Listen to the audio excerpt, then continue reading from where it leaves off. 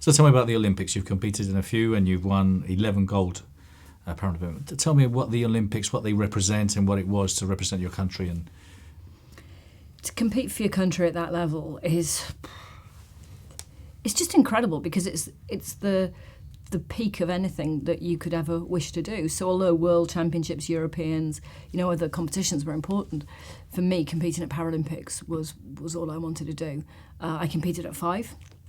And, when I think about how many friends and colleagues along the way who were all trying to do that, who maybe didn't even get to compete at 1, to then be at 5 was amazing. And I always remember from my first one through to my 4th, always knowing I was going to do another 4 years, that I wanted that moment again, because it's the crowd, it's you have the best in the world who are there, and it's great, huge pressure.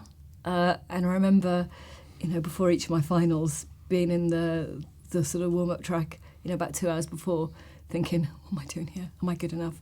You ask yourself all those questions, and that's the point where you have to look back at your training and your preparation and know that you've done everything you could. So I like training. Training was good. I mean, it'd be nice to not to have to do quite as much of it, but the only way I knew I was going to have a chance of winning was to train 15 times a week, was to do everything in my life to make sure when I was on that start line I had the best chance. Because after a race at the Paralympic final, you can't say, "Excuse me, can we just do that again, please?" You